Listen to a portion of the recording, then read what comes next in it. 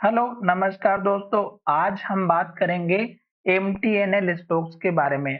कल भी हमने इस स्टॉक्स के ऊपर चर्चा की थी और कहा था कि स्टॉक्स हमारा अपर सर्किट लगा रहा है तो लोअर सर्किट भी लगाएगा, और जब स्टॉक्स में लोअर सर्किट लगेगा तब आप इस स्टॉक्स में अपने पोर्टफोलियो को देख भी नहीं पाओगे। क्यों? क्योंकि 5% का डेली जो भी आपका डाउनफॉल दिखाई देगा, तो आप इस स्टॉक्स में फ्रस्ट्रेट होते हुए दिखाई देंगे और आपको खुद के ऊपर चिड़चिड़ापन होता हुआ दिखाई देगा। तो आप हमेशा एक बात को ध्यान में रखिएगा कि जब भी स्टॉक्स हमारा अपर सर्किट लगाता है तो लोअर सर्किट भी लगाता है, और आपको बीच-बीच में अपना प्रॉफिट बुक करते हुए चलना है। जैसे कि अगर आपका पैसा डबल हो चुका है किसी भी स्टॉक्स में अपर सर्किट लगने वाले में, तो आप एटलीस्ट अपना 50% यानी कि जो आपने इन्वेस्ट किया है इतना पैसा आप उसमें से निकाल सकते हैं।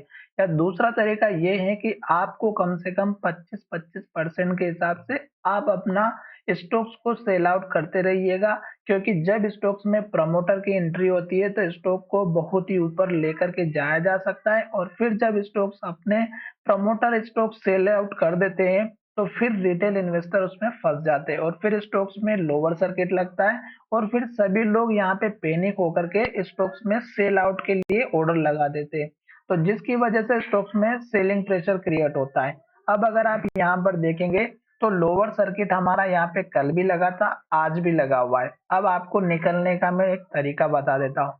आप यहाँ पर मार्केट जब ओपन होगा तब आप मार्केट प्राइस पे इस स्टॉक्स में सेलिंग ऑर्डर लगा सकते हैं, और जब आपका ऑर्डर पहले नंबर पे या जितना जल्दी होगा उतना ऑर्डर लगेगा, तो आज आपको जो वॉल्यूम हमें यहाँ पर दिखाई दिया है, अगर आप यहाँ पे वॉल्यूम देखेंगे तो आज का जितना भी वॉल्यूम यहाँ पर दिखाई दिया है उसमें अगर आपका नंबर आता है सेलिंग में तो आपका ऑर्डर एग्जीक्यूट हो जाएगा।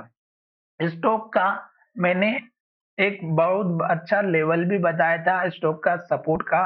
वो एक तो मैंने इस कैनल के लो का बताया था जो लगभग 70 रुपए का था, और फिर मैंने इस कैनल के हाई का बताया था जो लगभग 51 या 50 रुपए के आसपास का था।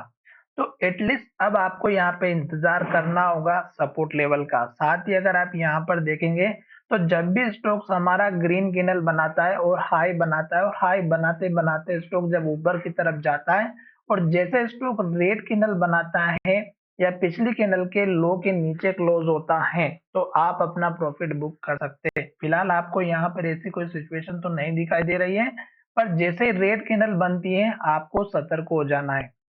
अब लोअर सर्किट लग रहा है तो आप इसमें बस एक ही कंडीशन रख सकते हैं कि मार्केट प्राइस पे अपना सेल ऑर्डर लगा सकते हैं, या फिर दूसरा ऑप्शन ये है कि जब स्टॉक में फिर से अपर सर्किट लगेगा या फिर ट्रेडिंग होगी तब आप अपना प्रॉफिट बुक कर सकते हैं। मैं आशा करता हूं कि ये स्टॉक जिस बेस पर बढ़ते हुए दिखाई दिया था, जियो ने अपने रिचार्ज बढ़ाए थे, उसके बाद ये स्टॉक्स में बीएसएनएल की एंट्री हुई थी, और बीएसएनएल के बाद ये स्टॉक्स हमारा ऊपर जाते हुए दिखाई दिया था।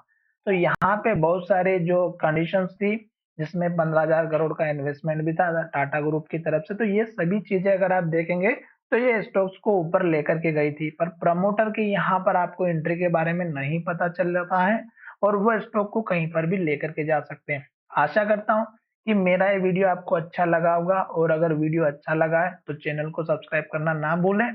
खास करके एक बात और मैं आपसे बता देता हूँ कि जब भी स्टॉक्स इस तरह का लो बनाता है, रेड कैंडल बनाता है और लो के पास क्लोज होता है, जैसे कि यहाँ पर देख सकते हैं एक के बाद एक रेड कैंडल बनी, लो बना, और लो बनाते बनाते स्टॉक यहाँ तक आया। तो जब भी स्टॉक इस तरह का पैटर्न फॉलो करता है रेड कैंडल वाला, तो एंट्री नहीं लेना है। जैसे कि यहाँ पर भी आप देख सकते हैं, जैसे कि यहाँ पर भी देख सकते हैं, जब रेड कैंडल बनाना स्टार्ट करता है तब आपको सतर्क जरूर हो जाना है। तो चलिए वीडियो को यहीं विराम करते हैं, और जब स्टॉक एक के बाद एक हाई बनाता है, जैसे कि यहाँ पर देखिएगा एक के बाद एक हाई बनाता है, ग्रीन कैंडल बनाता है, तब तक हमें इंतजार करना है। जब स्टॉक हमारी इन्वर्टेड हैमर बना देता है टॉप पर, और जब नेक्स्ट ट्रेडिंग सेशन में लो का ब्रेकआउट हो जाता है, तो आप अपना प्रॉफिट बुक कर सकते हैं। चलिए वीडियो को यहीं विराम करते हैं। धन्यवाद, मिलेंगे नई वीडियो में।